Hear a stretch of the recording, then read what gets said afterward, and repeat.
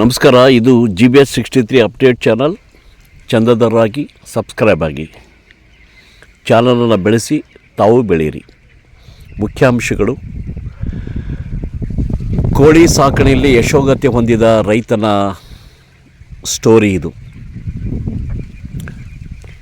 ಕೆಲವು ಮನೆಗಳಲ್ಲಿ, ಮನೆಗಳ ಹಿತ್ತಲಲ್ಲಿ, ಬಯಲಲ್ಲಿ, ತೋಟಗಳಲ್ಲಿ ಕೋಳಿಗಳನ್ನು ಸಾಕಿ ಮಾರಾಟ ಮಾಡಿ ಅದರಿಂದ ಆದಾಯ ಪಡೆಯುವಂತಹ ನಿದರ್ಶನಗಳನ್ನು, ಕಥೆಗಳನ್ನು ಪ್ರತ್ಯಕ್ಷವಾಗಿ ಕೂಡ ತಾವುಗಳೆಲ್ಲ ನೋಡಿದ್ದೀರಿ. ಆದರೆ ಇಲ್ಲಿ ಒಂದು ಕಂಪನಿಯ ಜೊತೆ ಒಡಂಬಡಿಕೆ ಮಾಡಿ, ಒಪ್ಪಂದ ಮಾಡಿಕೊಂಡು ಕೋಳಿ ಸಾಕಣೆ ಮಾಡಿ ಆರ್ಥಿಕವಾಗಿ ಕೃಷಿ ಜೊತೆಗೆ ಉಪಕಸಬಾಗಿ ಯಶಸ್ಸನ್ನು ಸಾಧಿಸುತ್ತಿರುವ ಲೋಕಿಕೆರೆ ಗ್ರಾಮದ ಜಡಗನಹಳ್ಳಿ ಸಿದ್ದಪ್ಪನವರ ಪುತ್ರ ಆಂಜಿನಪ್ಪ, ಆತನ ಮಕ್ಕಳು ನಡೆಸುತ್ತಿರುವ ಬ್ರಾಯ್ಲರ್ ಕೋಳಿಯ ಸಾಕಣೆಯ ಭಾಳ ವಿಶಿಷ್ಟ ಮತ್ತು ವಿಭಿನ್ನವಾಗಿದೆ ಕೂಡ. ಆಂಜಿನಪ್ಪ ಅಡಿಕೆ, ಭತ್ತ ಹಾಗೆ ಇತರೆ ಬೆಳೆಗಳನ್ನು ಬೆಳೆಯುವಂತಹ ರೈತ. ಜೊತೆಗೆ ತನ್ನ ಮಕ್ಕಳು ಕೆಲವರು ITI ಮತ್ತು ಕೆಲವು ಓದನ್ನು ಮತ್ತೊಂದು ಬೇರೆ ಕಡೆ ಬೆಂಗಳೂರು ಮತ್ತು ಇತರೆ ಸ್ಥಳಗಳಲ್ಲಿ ಯಾವುದೋ ಕಂಪನಿಯಲ್ಲಿ ಕೆಲಸ ಮಾಡಿ ಅವರಲ್ಲಿ ಒಂದಿಷ್ಟು ಸಂಬಳ ಪಡೆಯೋಕ್ಕಿಂತ ಮುನ್ನವಾಗಿ ನಾವೇ ಏಕೆ ಉಪಕಸಬಾಗಿ ಇದನ್ನು ಇನ್ನೊಬ್ಬರ ಬಳಿ ನಾವು ಕೆಲಸ ಮಾಡಿ ದುಡಿಯೋದಕ್ಕಿಂತ ನಮ್ಮ ಹೊಲದಲ್ಲೇ ಈ ಥರ ಬ್ರಾಯ್ಲರ್ ಕೋಳಿ ಸಾಕಣೆ ಮಾಡಿ ಆರ್ಥಿಕವಾಗಿ ಮುಂದೆ ಬರುವುದು, ಹಾಗೂ ಮತ್ತು ಉಳಿದ ಒಂದು 2-3 ಜನಕ್ಕೆ ಸಹಿತ ನಾವು ಸಂಬಳವನ್ನು ಕೊಡಬಹುದು ಅನ್ನೋ ಒಂದು ದೃಷ್ಟಿಯಲ್ಲಿ ಈ ಬ್ರಾಯ್ಲರ್ ಕೋಳಿ ಸಾಕಣೆಯನ್ನು ಅವರು ಕಳೆದ 4-5 ವರ್ಷಗಳಿಂದ ಅವರು ಮಾಡ್ತಾಯಿದ್ದಾರೆ.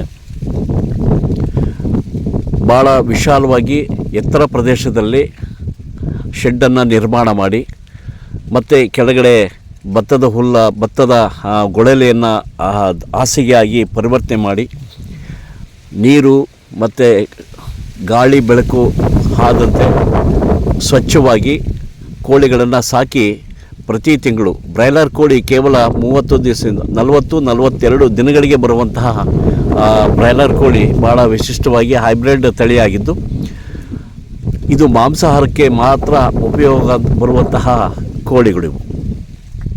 ಆ ಕೋಳಿ ಸಾಕಣೆಯನ್ನು ಯಾವ ರೀತಿ ಈ ರೈತ ಸಾಕ್ತಾ ಇದ್ದಾರೆ, ಅದರಿಂದ ಬರ್ತಕ್ಕಂಥ ಲಾಭ ಏನು ಅನ್ನೋದನ್ನು ಆ ಲೋಕಿಕೆರೆಯ ಆಂಜಿನಪ್ಪ ಮತ್ತು ಆತನ ಮಕ್ಕಳಿಂದಲೇ ತಿಳಿಯೋಣ ಬನ್ನಿ. ಅದಕ್ಕೂ ಮುನ್ನ ಒಂದು ಮುಖ್ಯಾಂಶವನ್ನು ತಮ್ಮ ಮುಂದೆ ಇಲ್ಲಿ ಪ್ರಸ್ತಾಪ ಮಾಡ್ತಾ ಇದ್ದೇವೆ. ಈ ಒಡಂಬಡಿಕೆ ಕೋಳಿ ಸಾಕಾಣಿಕೆ ಅಂದರೆ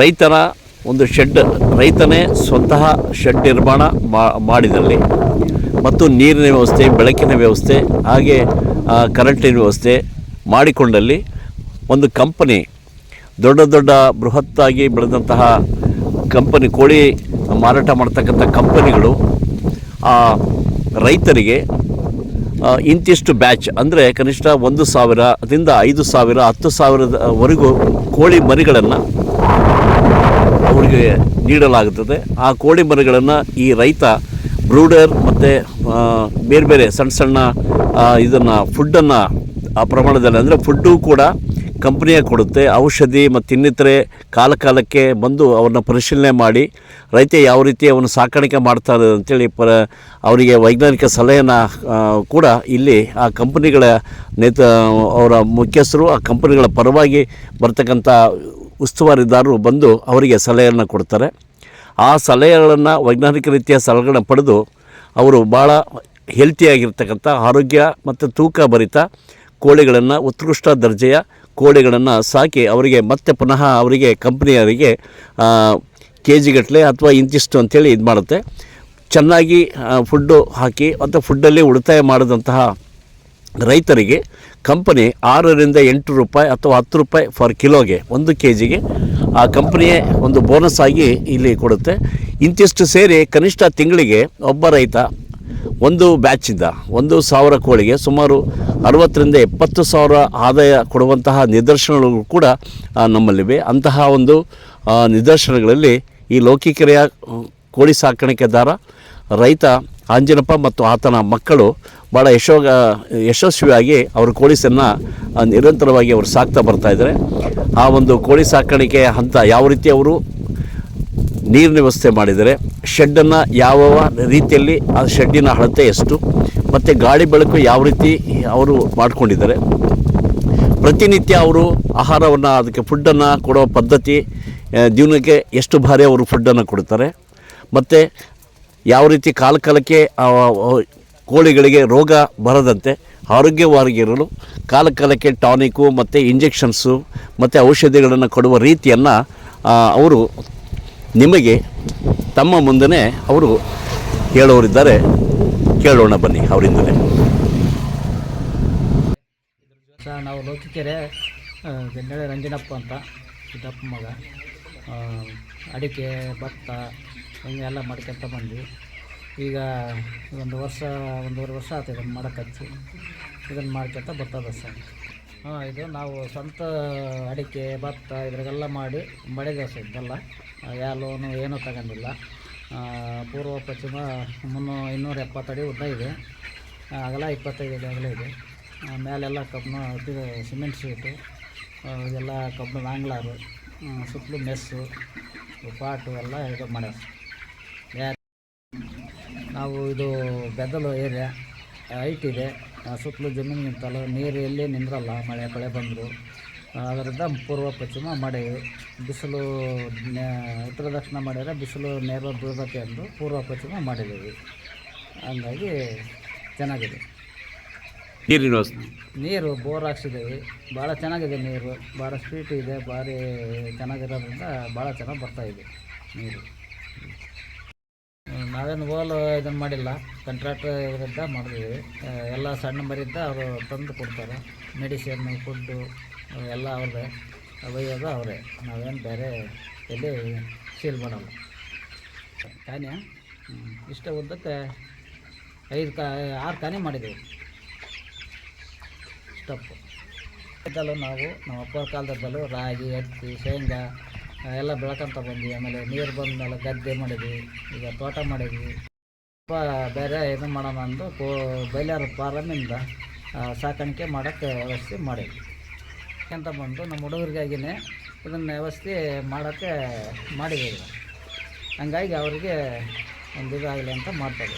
ಇನ್ನು ಇದ್ದ ಮಾಹಿತಿ ಹೆಚ್ಚು ಕಮ್ಮಿ ಬೇರೆಯವ್ರಿಗೆ ಅವ್ರು ಹೊಲ್ದವ್ರಿಗೆ ಕೊಡುವಂಥ ವ್ಯವಸ್ಥೆನೂ ಕೂಡ ಇದೆ ಇವಾಗ. ಅಂಥದ್ರಲ್ಲಿ ಈಗ ಓನು ಬೇರೆಯವ್ರು ನಾವು ಹೋದ್ರೂ ಕೂಡ ಇನ್ನೊಬ್ರಿಗೆ ಕೈ ಕೇಳೋಕೆ ಕೆಲಸ ಮಾಡುವಂಥ ವ್ಯವಸ್ಥೆ ಇದೆ ಈಗ ಇಂಥದ್ರಲ್ಲಿ.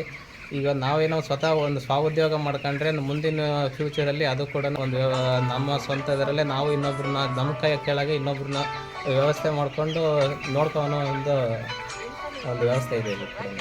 2,000 kg ಒಂದು ಅವರೇಜ್ ಒಂದು 6 ರೂಪಾಯಿ ನಾವು ಇಟ್ಕೊಂಡ್ರೂ ಕೊಡೋದು, ಅವ್ರು ಕೊಡೋದು. ಹೆಚ್ಚು ಕಮ್ಮಿ ಒಂದು 12,000 ನಮಗೆ ಇನ್ಕಮ್ ಬರುತ್ತೆ. ಅಂಥದ್ದು 12,000 ಇಂಟು ಹೆಚ್ಚು ಕಮ್ಮಿ 6 ಯೂನಿಟ್ ಅಂದ್ಕೊಂಡ್ರೂ ಒಂದು 1,20,000 ಬರುತ್ತೆ. 1,20,000 ಅವರೇಜ್ ಒಂದು ಖರ್ಚು ವೆಚ್ಚ ನಮ್ಮದೆಲ್ಲ ನೋಡ್ಕೊಂಡ್ಬಿಟ್ರೆ ಹೆಚ್ಚು ಕಮ್ಮಿ ಒಂದು 60,000 ಹತ್ರ ಖರ್ಚು ಬರುತ್ತೆ. ನಮ್ಮದು ಓಡಾಟ ಎಲ್ಲ ಪೆಟ್ರೋಲ್ ಖರ್ಚು, ಆಮೇಲೆ ಬೆಳೆಯೋದು, ಆಮೇಲೆ ಈಟ್ ಮಾಡಿಕೊಡೋದು, ಆಮೇಲೆ ಹೆಚ್ಚು ಕಮ್ಮಿ ಲೇಬರ್ ಖರ್ಚು ನಮ್ಮದು ಎಲ್ಲ ಸೇರ್ಕೊಂಡು, ಆಮೇಲೆ ಪವರ್ ಕನ್ಸಪ್ಷನ್ ಅದು ಪವರ್ ಬಿಲ್ ನೋಡ್ಕೊಂಡು, ಆಮೇಲೆ ವಾಟ್ರದ್ದು ಬಿಲ್ ನೋಡ್ಕೊಂಡ್ರೆ ಅವರೇಜ್ ಹೆಚ್ಚು ಕಮ್ಮಿ ನಮ್ಮದು ಓಡಾಟದ್ದೆಲ್ಲ ಸೇರ್ಕೊಂಡು ಒಂದು 60,000ರಿಂದ 65,000 ರೂಪಾಯಿ ಖರ್ಚು ಬರುತ್ತೆ. ಒಂದು ಹೆಚ್ಚು ಕಮ್ಮಿ ನಮಗೆ ಒಂದು 50,000 ರೂಪಾಯಿ ಒಂದು 40 ದಿನಕ್ಕೆ ಸೇವ್ ಆಗೋ ಒಂದು ಇದು ಇನ್ಕಮ್ ಆಗಿದೆ ಅಂತ ಹೇಳ್ಬೋದು. ಓದ್ಕೊಂಡಿದ್ರು ಕೂಡ ಈಗ ಹೊರಗಡೆ ಎಲ್ಲರೂ ಜಾಬ್ಗೆ ಅಂತ ಹೇಳ್ಬಿಟ್ಟು ಬೆಂಗಳೂರು ಆ ಕಡೆ ಎಲ್ಲರೂ ಹೊರಗಡೆ ಹೋದ್ರೂ ಕೂಡ ಅವ್ರು ಕೂಡ ಒಂದು 20,000-25,000 ರೂಪಾಯಿ ಸ್ಯಾಲ್ರಿಗೆ ಈಗ ಹೆಚ್ಚು ಕಮ್ಮಿ ಅಲ್ಲಿ ಖರ್ಚು ವೆಚ್ಚ ನೋಡ್ಕೊಂಡ್ರೆ ಒಂದು 5,000-10,000 ರೂಪಾಯಿ ಉಳಿಸೋದು ಹೆಚ್ಚಿನ ಮಾತಾಯಿತು. ಅಂಥದ್ರಲ್ಲಿ ಇವಾಗ ಬಂದುಬಿಟ್ಟು ಈ ಹೊರಗಡೆನೂ ಕೂಡ ಇಲ್ಲಿ ಹಳ್ಳಿಲಿ ಬಂದ್ರೂ ಕೂಡ ಭತ್ತ ಅಥವಾ ನಾಟಿ ಏನಾದ್ರು ಮಾಡಿ ಆಮೇಲೆ ಬೇರೆ ಕೆಲಸಕ್ಕೆ ಹೋಗೋನು ಕೂಡ ದಿನಕ್ಕೆ ಒಂದು 250 ರೂಪಾಯಿ 300 ರೂಪಾಯಿ ಕೊಡೋ ಒಂದು ವ್ಯವಸ್ಥೆ ಇದೆ. ಅದು ಬಿಟ್ಟರೆ ಇವಾಗ ನಾಟಿ ಮಾಡಿದ್ರು ಕೂಡ ಬೇರೆಯವ್ರ ಜಮೀನು ಇಟ್ಕೊಂಡು ಅದು ಖರ್ಚು ವೆಚ್ಚ ಎಲ್ಲ ನೋಡ್ಕೊಂಡ್ರೆ ಉಳಿಯೋದು ಕೂಡ ಅದು ಒಂದು. ಅಂಜಿನಪ್ಪರ ಮಗ ಸಕ್ರಪ್ಪ ಅಂತೇಳಿ ನಾನು ITI ಮಾಡಿದ್ದೀನಿ. ಕೋಳಿ ಫಾರ್ಮ್ ಮಾಡಿದ್ದೀವಿ ನಾವು, ಬ್ರಾಯ್ಲರ್ ಇಂಟಿಗ್ರೇಷನ್ ಮಾಡಿದ್ದೀವಿ. ಅದರಿಂದ ಈ ಬೆಳಗ್ಗೆ ಸಣ್ಣ ಮರಿಯಿಂದ ಮೊಟ್ಟೆ ಮರಿಯಿಂದ ಕೊಡ್ತಾರೆ. ಬೆಳಗ್ಗೆ 12 ದಿನ, ಈ 6 ದಿನಕ್ಕೊಂದು ವ್ಯಾಕ್ಸಿನ್, 12 ದಿನಕ್ಕೊಂದು ವ್ಯಾಕ್ಸಿನ್, 2 ವ್ಯಾಕ್ಸಿನ್ ಬರ್ತವೆ. ಫೀಡು ಫ್ರೀ ಸ್ಟಾರ್ಟ್ರು ಫಿನಿಷರ್ ಅಂತ 3 ಬರ್ತವೆ. ಅದರಾಗೆ ದಿನ ರ್ಯಾಕಿಂಗು, ಫೀಡ್ ಹಾಕೋದು, ತೊಳೆಯೋದು ಎಲ್ಲ ಇರ್ತದೆ ಕೆಲಸ. ಹಾಗಾಗಿ ಬೇರೆ ಕೆಲಸ ನೋಡ್ಕೊಂಡ್ರೆ ಇದು ಉತ್ತಮ ಸರ್. ಈಗ ಬೆಳಗ್ಗೆ ರ್ಯಾಕಿಂಗ್ ಇರ್ತೈತಿ, ಒಳ್ಳೆ ಅಷ್ಟು ಅಡ್ಡಾಡಿ ಸತ್ತರವೆಲ್ಲ ತೆಗಿತೀವಿ ಮರಿಗಳ, ಒಂದು 3, 4, 5 ಹಿಂಗೆ ಸಾಯ್ತಿರ್ತವೆ. ಈಗ ಅದಾದ್ಮೇಲೆ ರ್ಯಾಕಿಂಗ್ ಮಾಡಿ ನೀರಿನವು ಕಾಳಿನವು ಇವು ನೀರಿನವು ತೊಳೆದಾಕ್ತೀವಿ, ಕಾಳಿಗೆಲ್ಲ ಫೀಡ್ ಇಷ್ಟ ಹಾಕ್ತೀವಿ. ಸಾಯಂಕಾಲ 1-2 ತಾಸು 2.5-3 ತಾಸು ಕೆಲಸ ಇರುತ್ತೆ, ಅಷ್ಟು ಮೇಲೆ ಇರೋಲ್ಲ ಕೆಲಸ. ಆಮೇಲೆ ದಿನ ಆಗಲೆಲ್ಲ ಅಡ್ಡಾಡ್ಕೊಂತ ಇರೋದು, ನೋಡ್ಕೊಂತ ಸತ್ತರ ತಕ್ಕಂತ ಅಡ್ಡಾಡ್ಕೊಂತ ಇರೋದು, ಅಷ್ಟು ಬಿಟ್ಟರೆ ಇನ್ನೇನಿಲ್ಲ ಕೆಲಸ. ಚೆನ್ನಾಗೈತಿ, ಇದು ಮಾಡ್ಬೋದು. 6,000 ಕೊಡ್ತಾರೆ. ಒಟ್ಟು ಒಂದು 5%, 4% ಮಟಾಲಿಟಿ ಹಾಕವೆ. 250-300. ವಾತಾವರಣ ಚೆನ್ನಾಗಿಲ್ಲ ಅಂದ್ರೆ 400 ತನಕ ಹೋಗ್ತವೆ. ಅದಾದಮೇಲೆ ಚೆನ್ನಾಗೈತೆ ರೀ, ಇದು ಮಾಡ್ಬೋದು. ನಾವು ಈಗ 8ನೇ ಬ್ಯಾಚ್ ಮಾಡೋಕೆ ಹಚ್ಚಿ ಚೆನ್ನಾಗೈತೆ ರೀ, ಮಾಡ್ಬೋದು ರೈತರು. ಮೆಡಿಸನ್ ಬಂದ್ಬಿಟ್ಟು ಅಂತ ಹೇಳಿ ಈ ಲೊಸಟ ಅಂತ ಕೊಡ್ತಾರೆ, ಇದು ಸ್ಟಾರ್ಟಿಂಗ್ 6 ದಿನಕ್ಕೆ. ಅದಾದಮೇಲೆ 12 ದಿನಕ್ಕೆ ಒಂದು IBD ಅಂತ ಬರ್ತೈತಿ ವ್ಯಾಕ್ಸಿನ್ನು. ಅದಾದಮೇಲೆ ಇದು ಸೋಲಾಕಾಲು ಪುಡೆ ಬರ್ತೈತಿ 20 ದಿನಕ್ಕೆ. 20 ದಿನದ ಮೇಲೆ 3 ದಿನ ಕೊಡ್ತೀವಿ ವೆಂಡೆಕ್ಸನ್ನು. ಅದಾದಮೇಲೆ ಮುಗಿತು ಎಲ್ಲ ಟ್ಯಾಬ್ಲೆಟ್ ಅಷ್ಟೇ ನೀರಿಗೆ, ಇನ್ನಿದ್ದೆಲ್ಲ ನಾರ್ಮಲ್ ಅಷ್ಟೇ ಕೊಡೋದು, ಮೆಡಿಷನ್ ಯಾವುದೂ ಇಲ್ಲ. ಲಸಟ 2 ಟೈಮ್ ಕೊಡ್ತಾರೆ ವ್ಯಾಕ್ಸಿನ್. ರ್ಯಾಕಿಂಗು ಡೈಲಿ 1 ಟೈಮ್ ಮಾಡ್ತೀವಿ. ಮಳೆಗಾಲದಾಗ ಸಾಯಂಕಾಲ ಬೆಳಗ್ಗೆ 2 ಟೈಮ್ ಮಾಡ್ತೀವಿ. ಗೊಳಲೆ ಹಸಿ ಇತ್ತಂದರೆ 2 ಟೈಮ್ ಮಾಡ್ತೀವಿ, ಡ್ರೈ ಇತ್ತಂದ್ರೆ 1 ಟೈಮ್ ಮಾಡ್ತೀವಿ. ನೀರಿನ ಮಾತ್ರ ಬೆಳಗ್ಗೆ ಸಾಯಂಕಾಲ 2 ಟೈಮ್ ತೊಳಿತೀವಿ, ಕೊಳೆ ಆಗ್ತಾವಲ್ಲ, ಹಾಗಾಗಿ ಸಾಯಂಕಾಲ ಬೆಳಗ್ಗೆ 2 ಟೈಮ್ ತೊಳಿತೀವಿ.